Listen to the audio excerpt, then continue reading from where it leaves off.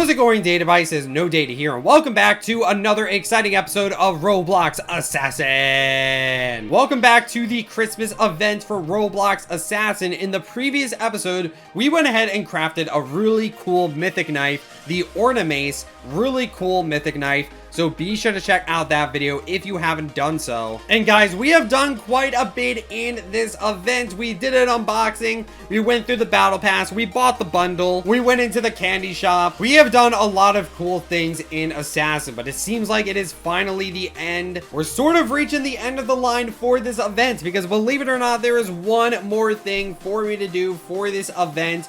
And it is a brand new crafting. And you guys probably already know what it is. It is the Avalanche Dream Knife. This is the Christmas Dream Knife for this event. And as you can see, you need a lot of things in order to craft this knife. But in this video, we're going to go over all the knives you need in order to craft this knife, and we're gonna go ahead and craft it and try it out in battle. So as always, if you guys are excited for this episode of Assassin, then be sure to drop a like on this video. It helps out a whole lot. And as always, if you're new to the channel, be sure to subscribe for more Assassin videos in the future. Alright guys, and before we craft the knife, let's go ahead and go over the knives that you need in order to craft the Avalanche. So as you can see, there are a lot of stuff that you need. You need a legendary, 2 exotics, and 3 different mythics. So this is definitely quite the challenge. Also, this legendary shows up as an exotic for some reason. That's weird. Anyway, guys, the first knife that you need in order to craft the Avalanche is the Cavern Legendary. Now, this is a relatively simple knife to get. It is the legendary that you can get from the Battle Pass. I believe it is tier 5. If I'm not mistaken, tier 5. Yep, that's right. So once you're halfway through the battle pass, you get this Cavern Legendary, and you can go ahead and use that to craft the Avalanche. What's important to note about this knife is because the only way to get it is in the battle pass, you can actually only get 1 per account. So yes, you can use your Cavern to craft the Avalanche, but if you want to keep a Cavern knife for yourself, you're going to have to trade for the knife with someone else. Or if you have an alt account, you can go through tier 5 again and get Cavern that way and trade it over. But yeah, you're going to need a friend or an alternate account to hold on to the Cavern knife if you want, because the only way to have 2 Caverns is to trade for one. So overall, pretty simple knife to get, but that is something I should mention. The 2 exotics that you need are the Coal Cleaver and the Winter Tessin. Now these are actually in the Merry case and the Decorated case. So the Merry case has the Coal Cleaver and only the Coal Cleaver, so that's the 4% chance to get that knife. And the Decorated case has the Winter Tessin, 16% chance exotic. This exotic is really not too hard to get. After a few cases, you'll probably get the Winter Tessin or at least a Holly Blade to trade for Winter Tessin. But yeah, these exotics are going to be a little bit challenging. The Merry case is quite cheap, but it's only a 4% chance to get the Coal Cleaver, so you're going to have to open quite a bit of them. And the Decorated case has a pretty high chance to get an exotic, but it's a really expensive case, so you might have to open quite a bit of these in order to get the Winter Tessin. So yeah, definitely try and save up your tokens if you can. Buy as many keys as you can. You can get keys from the coffee shop right here, or by playing 10 rounds a day, you get a free key if you do that. So those are some tools to help you guys get that key. You also get a key from the battle pass, so things like that should help you open up a lot of cases to get some of the exotics. But then we move on to the really hard ingredients, and those are the mythics. So some of the mythics that you need are the Nutty Hammer and the Blizzard Berserker, and these are actually the 2 mythics that are in the Decorated case. So these are definitely going to be pretty hard to get. As you guys know,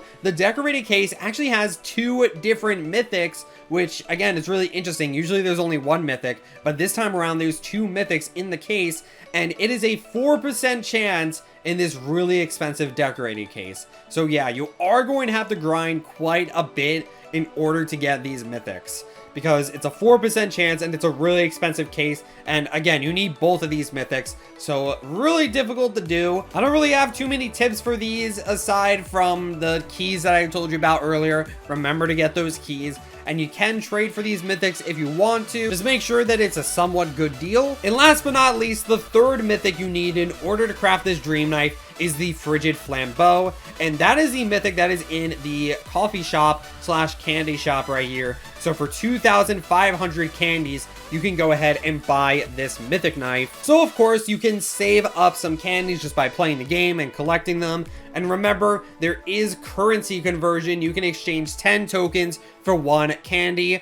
I don't really recommend this all that much unless you already have the Nutty Hammer and the Blizzard Berserker. But if you don't have those yet, I would probably use your tokens to open up those cases to try to get those mythics. And then just try to save up candies through playing the game. And then if you get enough candies for the Frigid Flambeau, that is great. And if you already got the Nutty Hammer and the Blizzard Berserker, then you can go ahead and start converting your tokens to candies to buy this mythic knife. And yeah, that is all you need in order to craft this dream knife. And this is definitely very challenging. You need 2 mythics from an expensive case, so it's definitely not easy. But again, this is a dream knife, so it does make sense that it would be pretty difficult to get. But yeah, let's go ahead and put them all together. And if you're crazy like me and you want to get 1 of everything, you're gonna have to get 2 of all of these, which is really tough. So let's put down the Frigid Flambeau, the Blizzard Berserker, and the Nutty Hammer. I can craft Elegant Saber if I want to, but I really don't want to. I want to craft something else instead. So let's put down the Coal Cleaver exotic and the Winter Tessin, and then scroll down through the legendaries with a random exotic for some reason. That's just a visual bug. I don't think that does anything.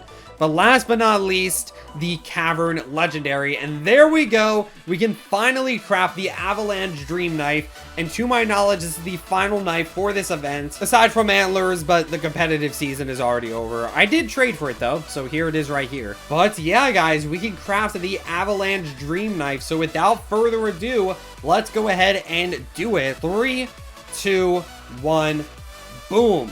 There we go, guys. We did it. We crafted the Avalanche Dream Knife. There it is. It's about to show up. There it is, the Avalanche Dream Knife. That is awesome. So yeah, there it is. Let's go ahead and click claim and try it out. And here it is, guys, the Avalanche. This is the Dream Knife for the Christmas event. And as you can see, it is a huge black and purple hammer, completely covered with ice. It looks awesome. So you can see that the whole thing is covered in ice and snow. We also have some icicles hanging off of the bottom of the knife. But the hammer itself is honestly really dark despite the light colors from the ice and snow. So I really like this contrast here. Like, the knife itself is actually really dark and edgy, but like the ice and snow makes it look bright in a sense. So yeah, you can see that the hammer itself has black on the edge with some purple in the middle. The handle right here is also blue and black, and you can see a bit of a glowing effect right here. The middle of the hammer seems to have a glowing effect, as well as the handle of the hammer. You can sort of see a glowing effect here, which is interesting.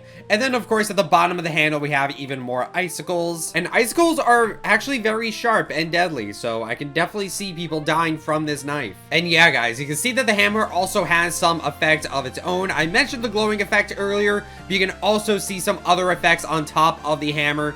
We have some blue clouds floating around the hammer, so that's sort of supposed to give a cold aura. You can also see some snowflakes falling off of the snow, and those snowflakes sort of make a trail effect. So yeah, this knife has a few effects of its own to sort of emphasize the snow on the hammer. Overall, this knife is super cool. This might be my favorite knife from the Christmas event. It's definitely really high up there. I just really like the contrast between like a dark and edgy hammer, but like the snow making it look bright. And just the effects on this hammer are overall super cool. We have a lot of hammers in Assassin at this point, but this is definitely another good addition for this event. Just have a really cool Christmas dream hammer. I think that is awesome. And as always, this knife can be pretty valuable in the future. Currently, the Avalanche is worth 10 exotics, which is decent value, a bit less than I expected though. However, once the Christmas event ends, this knife can end up being more valuable in the future as less and less people have it. And like I said, this is a pretty difficult crafting recipe to actually craft. Whether or not it's actually worth crafting is certainly up for debate, because there is a lot of different knives that you need in order to craft the Avalanche, so I can see this not being worth crafting.